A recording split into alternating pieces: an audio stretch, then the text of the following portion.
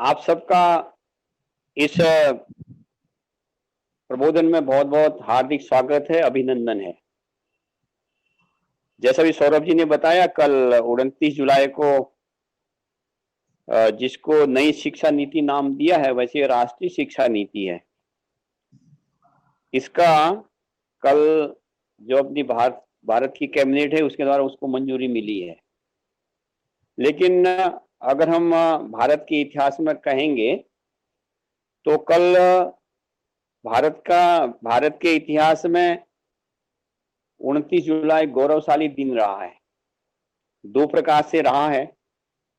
एक तो राष्ट्र रक्षा के लिए राफेल, ये जो सबसे उच्च और उन्नत लड़ाकू विमान है, वायुसेना के बेड़े में शामिल हुआ है। और हमारे देश के माननीय प्रधानमंत्री जी ने कहा था, राष्ट्र रक्षा समम पुण्यम, राष्ट्र रक्षा समम व्रतम, राष्ट्र रक्षा समम यज्ञो दृष्टेव नैवच नैवच। राष्ट्र रक्षा के समान कोई पुण्य नहीं है, कोई व्रत नहीं है और कोई यज्ञ भी नहीं है। तो राष्ट्र रक्षा के लिए ये राफेल निश्चित रूप से वायुसेना के बेड़े में शामिल हुआ है। और ये केवल बेड़े में शामिल ही नहीं हुआ है, और पूरी दुनिया में इसके कारण से हलचल है। हमारे विरोधी जो हैं वो बड़े चिंतित हैं इस समय, और भारत निश्चित रूप से एक सुरक्षित राष्ट्र बन गया है। तो एक तो ये राफेल शामिल हुआ है, तो इसके लिए मैं आप सबको हार्दिक बधाई देता हूँ, शुभकामनाएं देता हूँ, और भारत सरकार को इसके लिए साधुवाद देता हूँ। निश्चित रूप से भारत की सरकार भारत श्रेष्ठ बनाने में लगी हुई है। दूसरा गौरवशाली दिन है कि जो अभी जैसे बताया 34-35 सालों से शिक्षा में कोई परिवर्तन नहीं हुआ था, और हमारे आज तक जितने आयोग बैठे थे उन्होंने सब ने भारतीय शिक्षा की सिफारिश की थी। आज तक हम वो जो हम सब जानते हैं अंग्रेजी शिक्षा में ही पले बड़े थे, उसी को आगे ढो रहे थे। हर एक शिक्षाविद ये कहता था कि राष्ट्रीय शिक्षा में, देश की शिक्षा में आमूलचूल परिवर्तन होना चाहिए, और वो आमूलचूल परिवर्तन मुझे लगता है कि कल हुआ है। अनेकों प्रकार से ये भारत की शिक्षा, ये मुझे लगता है कि भारत केंद्रित शिक्षा होने जा रही है, भारतीय शिक्षा होनी जा रही है। तो भारतीय शिक्षा जब होगी, भारत केंद्रित शिक्षा होगी, तो निश्चित रूप से जो हम सबका सपना है कि भारत फिर से जगत गुरु होगा, भारत फिर से सोने की चिड़िया बनेगा। तो ये जो हमारी एक संकल्पना है, पूरे विश्व में श्रेष्ठ भारत बनेगा, तो निश्चित रूप से इस शिक्षा के कारण से, ये इस नीति के, शिक्षा नीति के कारण से ये भारत इस प्रकार से बनेगा।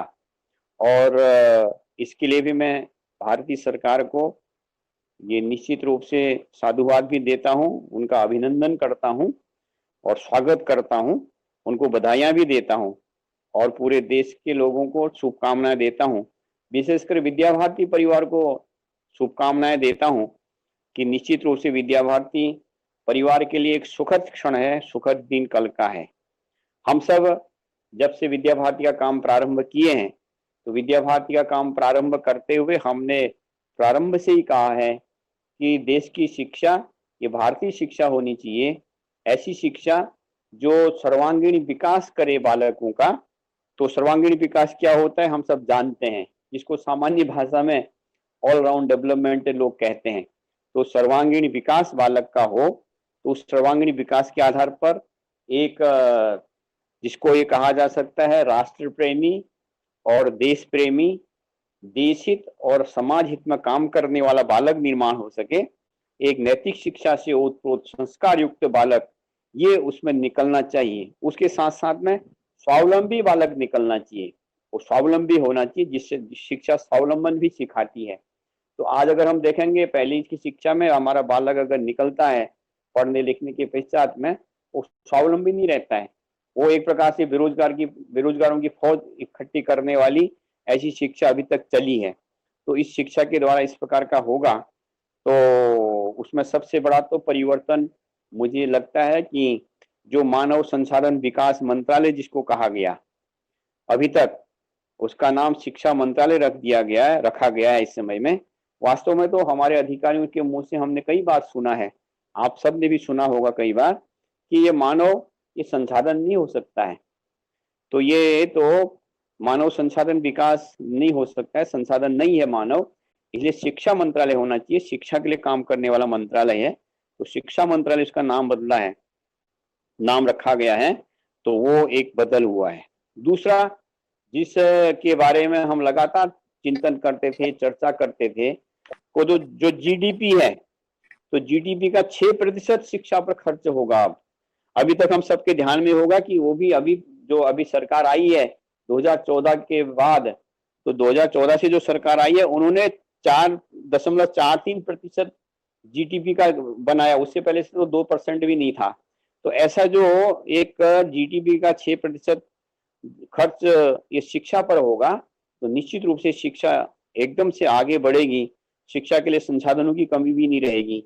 और मुझे लगता है कि हमारे सरकारीवा जी ने अभी कुछ दिन पूर्व ही बोला था कि धन के कारण से, शुल्क के कारण से कोई गरीब बच्चा इस शिक्षा के लिए वंचित न रह जाए। तो मुझे लगता है कि इस प्रकार की जब ये 6% सरकार शिक्षा पर खर्च होगा, तो हर एक बच्चा हमारा ये शिक्षा प्राप्त कर सकेगा, हमारा हर एक बालक आगे बढ़ सकेगा, हर एक बच्चे को अच्छी शिक्षा मिलेगी, स्वावलंबी शिक्षा मिलेगी, तो निश्चित रूप से हमारा देश आगे बढ़ेगा। तो ये भी एक स्वागत योग्य कदम है। तो दूसरा, हम जो सब कहते ही थे, हमारे विद्या भारती में हमने पंचवदी शिक्षा पद्धति कहा है, और हमारा सबसे पहला हर एक शिक्षाविद, देश का जो शिक्षाविद है, वास्तव में शिक्षाविद, वो शिक्षाविद कहता था कि जो प्रारंभिक शिक्षा है, प्राथमिक शिक्षा है, वो मातृभाषा में होनी चाहिए। हम भी उसी के पक्षधर हैं कि मातृभाषा में अगर शिक्षा मिलती है बच्चे को, तो बच्चा जो है समझदार बनता है। दूसरों की थोपी हुई जो भाषा है उसमें अगर शिक्षा प्राप्त करता है बच्चा, तो बच्चा रटता है। वो तोते वाली कहानी हम सब ने पढ़ी, उसको कहने की आवश्यकता नहीं है। तो एक तो मातृभाषा में शिक्षा ये 5वीं तक अनिवार्य हो गई है, ये भी एक स्वागत योग्य कदम है। तो स्वागत योग्य नहीं, स्वागत करने वाला ही कदम है। तो ये मातृभाषा में हम अब बच्चों को शिक्षा दे सकेंगे। और दूसरा, इसके साथ साथ में जो दुकानें चली हैं, निश्चित रूप से दुकान चली है इस प्रकार की, उन दुकानों में भी लगाम लगेगी और ठीक प्रकार की शिक्षा, बच्चा समझदार बन सकेगा मातृभाषा में शिक्षा के द्वारा। उसके साथ साथ में आगे उसमें यह भी प्रावधान है, उच्च शिक्षा भी मातृभाषा में बालक ले सकता है। तो उच्च शिक्षा में भी ये जो मातृभाषा है उसमें बालक शिक्षा ले सकता है, और विज्ञान विषय सहित सभी विषयों में जो पाठ्य पुस्तकें हैं वो मातृभाषा में ये आएंगी, तो वो भी एक अच्छी बात है। तो उसके आधार पर आगे बढ़ेंगे। तो एक तो ये जो मातृभाषा में शिक्षण की बात आई है, तो मुझे लगता है कि ये बहुत अच्छी बात है, जिसको विद्या भारती हम बहुत पहले से, या राष्ट्रीय विचार के जो लोग हैं वो प्रारंभ से ही कहते रहे कि भारतीय शिक्षा, भारत की शिक्षा ये बालक को मातृभाषा में मिलनी चाहिए। मातृभाषा माने जो बालक अपनी माँ से जिस भाषा को सीखता है, तो माँ से जिसको सीखता है उसी में बच्चा ठीक प्रकार से समझ भी सकता है, उसी में समझा भी सकता है, इसलिए मातृभाषा में शिक्षा होगी। और उसके साथ साथ में दूसरा, हमने कल सुना होगा और अखबार में भी पढ़ा होगा, तो माननीय प्रधानमंत्री जी ने कहा कि एक भारत श्रेष्ठ भारत के तहत संस्कृत भाषा सहित सभी भारतीय भाषाओं को बढ़ावा मिलेगा। तो संस्कृत भाषा आगे बढ़ेगी। कल जब राफेल आया था तो उस समय भी उन्होंने संस्कृत में ही ये एक श्लोक बोल करके राष्ट्र रक्षा इसके बारे में कहा था। हमने अभी मन की बात सुनी होगी, उसमें भी उन्हें संस्कृत विषयों का, विशेष श्लोकों का उदाहरण दिया था। तो ऐसे संस्कृत प्रेमी हमारे माननीय प्रधानमंत्री हैं। तो निश्चित रूप से संस्कृत भाषा, जिसको हम सब भाषाओं की जननी कहते हैं, ये पूरी जननी है, सब भाषाओं की जननी है, सब भाषाएं इसी में से होकर निकली हैं। चाहे हम केरल में चले जाएंगे, चाहे तेलुगु पढ़ेंगे, मलयालम हम सुनेंगे, तो अगर ध्यान से सुनते हैं तो अनेकों, मुझे लगता है 30 से 40% अगर वो धीरे धीरे बोलते हैं हमारे समझ में आ जाता है। उसका कारण होता है उसमें संस्कृत के शब्द निहित होते हैं। अगर संस्कृत जानने वाले हम हैं तो संस्कृत भाषा सहित सभी को बढ़ावा मिलेगा और संस्कृत के द्वारा ही संस्कृति ये आएगी। तो भारतीय संस्कृति इसके द्वारा उसका प्रचार प्रसार भी होगा। तो ऐसी भारतीय संस्कृत भाषा भारत की और भारतीय भाषाओं को बढ़ावा भी मिलेगा इस शिक्षा नीति के कारण से। तो ये भी मैं इसलिए भी स्वागत करता हूँ। और हम सामान्यतः विद्या भारती में अभी फिलहाल हम स्कूली शिक्षा की चर्चा करते हैं। हम सब ने पढ़ लिया होगा। तो ये 4 वर्गों में शिक्षा विभाजित की है। इस समय 4 स्टेज बना रखे हैं उसके। तो पहला तो फाउंडेशन है। तो उन फाउंडेशन में हम कहेंगे तो नर्सरी, केजी, अबर केजी, जिसको विद्या भारती प्रारंभ से ही ये कहती आई है अंकुर, अरुण और उदय, हमारी जो शिशु वाटिका की शिक्षा है। तो उसी को ध्यान में रख करके 3 कक्षाएं, ये माने ये फाउंडेशन के लिए 3 कक्षाएं, ये जिसको हम अंकुर, अरुण और उदय कहते हैं शिशु वाटिका में, उन्होंने इसका नाम नर्सरी, केजी, अपर केजी दिया हुआ है। और सामान्य भाषा में अभी बोल रहे हैं, इसका नाम क्या होगा अभी ध्यान वो नहीं है। दूसरा, उसके साथ साथ में पहली कक्षा और दूसरी कक्षा, ऐसे 5 कक्षाएं ये पहले फेज में होंगी, जिसको फाउंडेशन स्टेज कहा हुआ है। और इसमें ये दूसरी कक्षा तक होगा। तो सामान्यतः 3 से 8 साल के बच्चे इसमें कवर होंगे। और ये पूरी की पूरी शिक्षा जो हम खेल खेल में शिक्षा कहते हैं अपनी शिशु वाटिका के अंदर, बच्चा हमारे वहां कहा है कि 4 साल 4 माह 4 दिन का जब तक नहीं होता तब तक उसको लिखाना पढ़ाना नहीं चाहिए। उसको खेल में बच्चे की आयु सीखने की तो बचपन माने माँ के गर्भ से ही बच्चा सीख लेता है, उससे पूर्व ही सीख लेता है। इसलिए हमने जो है 0 to 5 तक की शिक्षा व्यवस्था भी की है। वो विद्या भारती ने इस प्रकार की कदम आगे बढ़ाया है, जिसको हमने शिशु वाटिका कहा है। तो ये जो इस प्रकार की शिक्षा है ये सामान्यतः 3 से 8 वर्ष तक की होगी, नर्सरी से लेके माने अरुण अंकुर से लेके दूसरी कक्षा तक।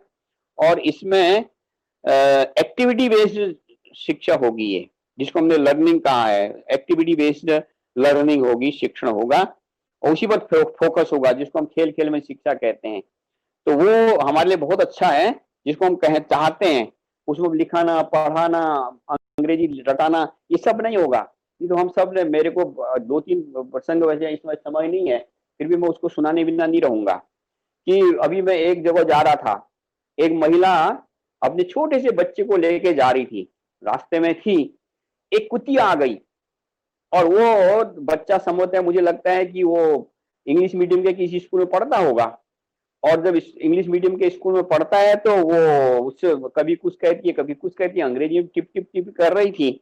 और अगर उसके नाक में से वो आ गया तो उसको नोजी आ गई, नोजी आ गई, ऐसा ऐसा बताना कि है क्या है, उसको नहीं पता, नोजी नोजी ऐसी हो गई। कुतिया आ गई सामने। तो कुतिया के बच्चे ने कहा ये क्यों, कौन है, ये क्या है ये?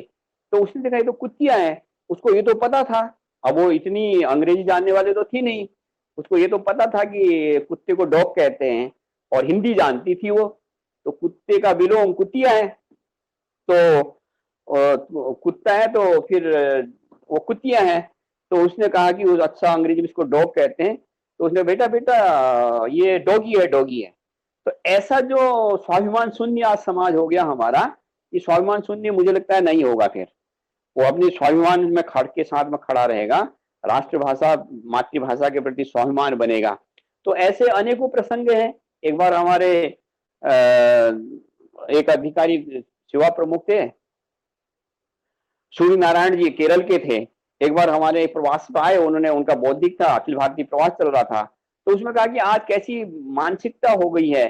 तो एक घर में जो है एक अधेड़ उम्र की महिला थी, वहां होली का चंदा लेने के लिए बच्चे जा रहे थे। तो जब चंदा लेने के लिए जा रहे थे तो चंदा मांग रहे थे, तो उन्होंने कहा कि माँ, आंटी आंटी हमको जो है होली का चंदा दो। तो बच्चे वो माँ, उन्होंने सोचा, महिला ने, अधेड़ उम्र की महिला थी वो, उसको अंग्रेजी तो आती नहीं थी। तो उसने कहा कि अगर मेरे को आंटी कहते हैं, तो हिंदी तो जानती थी वो, तो मेरे को चाची कह रहे, इसका मतलब चाचा। तो चाचा को निश्चित रूप से इन्होंने अगर आंटी कहा है तो आंटा कहते होंगे उसको अंग्रेजी में। तो उसे तुरंत से बोला, बेटा तुम्हारे आंटा भी घर में नहीं है, जब आंटा आ जाएंगे तो ले जाना। तो ये जो है इस प्रकार की जो मानसिकता है, इस प्रकार के जो संवेदनहीनता है, ये जो इस प्रकार का है, तो ये अब इस दृष्टि से नहीं होगा। तो ऐसे खेल खेल में शिक्षा होगी, मातृभाषा में सिखाया जाएगा तो बच्चे स्वाभिमानी बनेंगे निश्चित रूप से।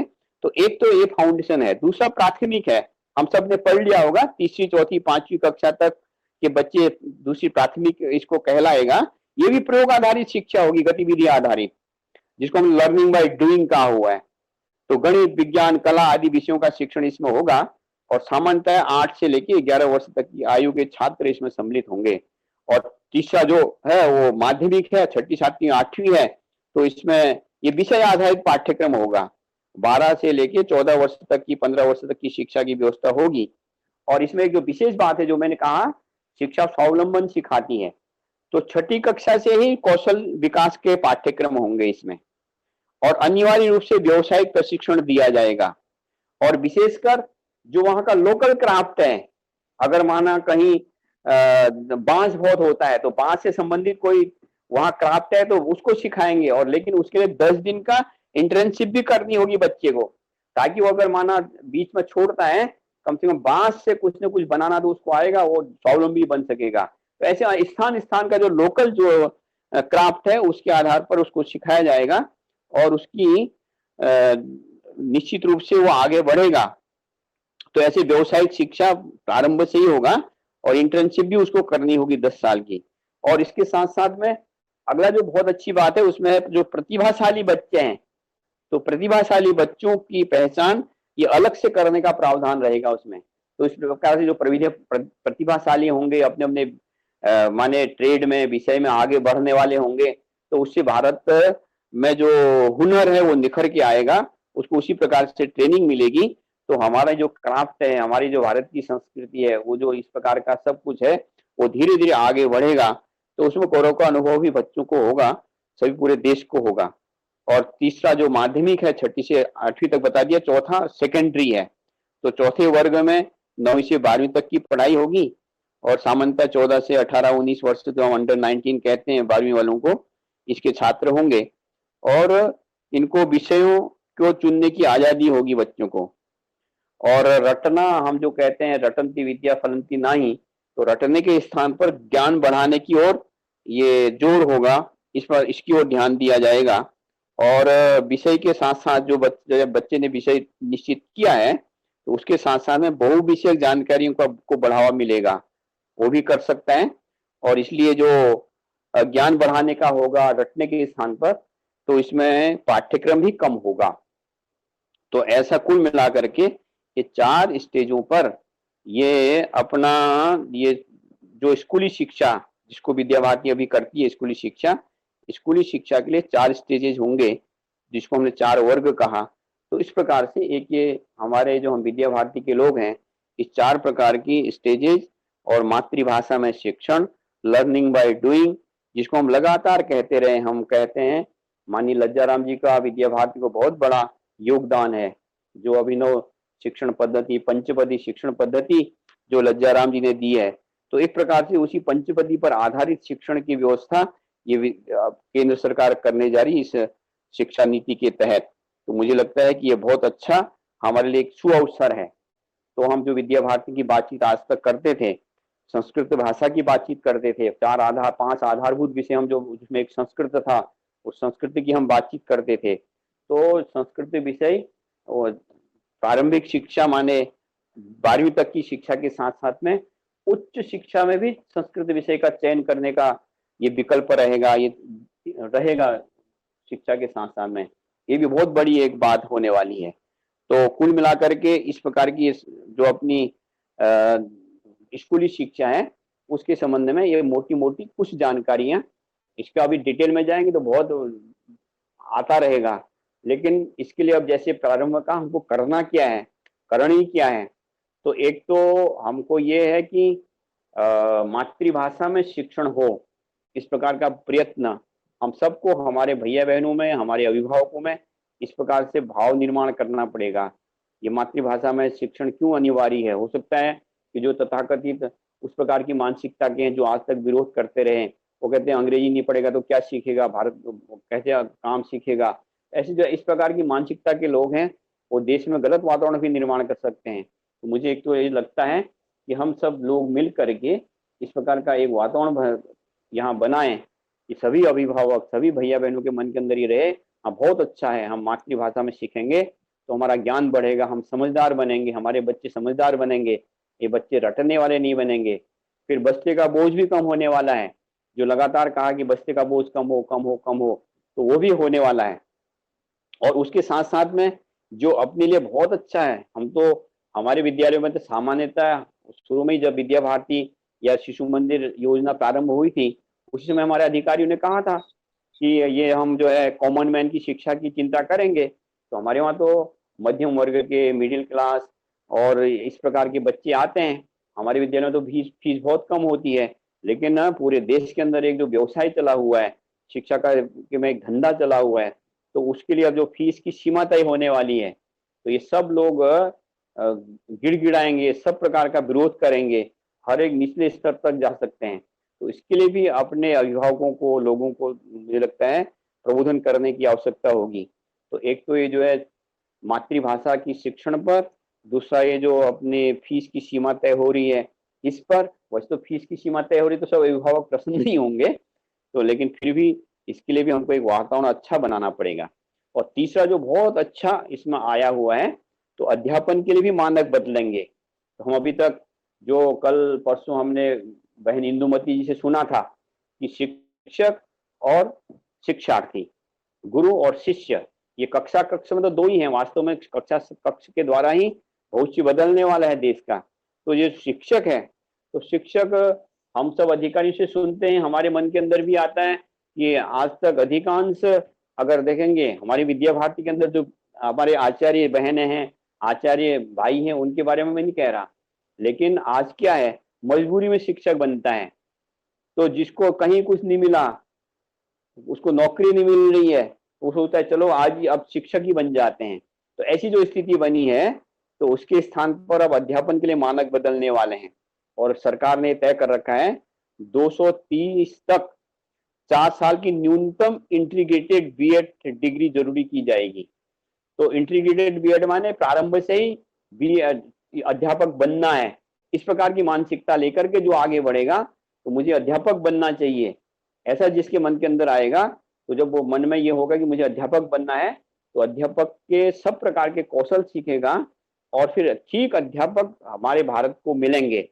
तो इसलिए आज जो अध्यापकों का एक टोटा जैसा है कि कहीं कुछ नहीं, कहीं नौकरी नहीं मिली तो अध्यापक ही बन जाते हैं, तो इस प्रकार का एक जो भारत के अंदर चल रहा है, मुझे लगता है इसके कारण से इसमें भी होगा। तो अध्यापन की दृष्टि से भी ये स्कूली शिक्षा के लिए बहुत अच्छे होने वाला है। तो इंटीग्रेटेड बीएड जब ये प्रारंभ हो जाएगा, तो 2030 तक तो पूरी प्रकार से अनिवार्य हो ही जाने वाला है। तो मुझे लगता है ये भी बहुत अच्छा भारत के भविष्य के लिए होगा, अच्छे अध्यापक हम सबको मिलने वाले हैं। तो ये कुछ स्कूली शिक्षा के बारे में इस प्रकार की बातचीत थी। और उच्च शिक्षा में भी काफी उन्होंने कुल मिलाकर के बदलाव किए हैं। तो उसमें पाठ्यक्रम बदल सकते हैं, अपनी विषयों को बदल सकते हैं, इस प्रकार का अधिकार रहेगा।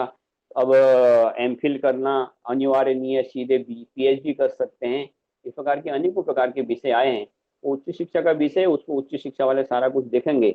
तो हमको अभी फिलहाल इस प्रकार की तैयारी, और हम अपने भैया बहनों को, विद्या भारती को, मुझे लगता है कि एक बहुत बड़ा दायित्व जो कंधे पर आएगा, वो है कि जो हमारी, जिसको हम शिशु वाटिका कहते हैं, वैसे तो हमारा पाठ्यक्रम बना हुआ है, लेकिन उसके पश्चात भी हम सरकार के पास में अगर अपना पाठ्यक्रम प्रस्तुत कर सकेंगे ठीक प्रकार से, तो हमारी जो क्षेत्र की इस प्रकार की शिशु वाटिका की बहनें हैं, उनके द्वारा जो हम अंकुर, अरुण और उदय, इस प्रकार के जो हम पाठ्यक्रम हैं, उस पाठ्यक्रम को और अच्छा बना करके, खेल खेल में शिक्षा का बना करके, अब उसमें अंक ज्ञान अक्षर ज्ञान तो होगा नहीं, वो भी कराएंगे तो खेल खेल में कराएंगे, तो इसलिए उसको हम ठीक प्रकार से कर सकें, वो हम प्रस्तुत कर सकें, ऐसी सिद्धता हमारे ये जो शिशु वाटिका की बहनें हैं ऐसी चाहिए।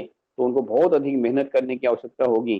तो हमारे जो पूर्णकालिक शिशु वाटिका के विजय जी हैं, उनको भी इस दिशा में बहुत बड़ा एक प्रयत्न करना पड़ेगा। तो ऐसा थोड़ा अलग अलग प्रकार से हमको विचार करना होगा।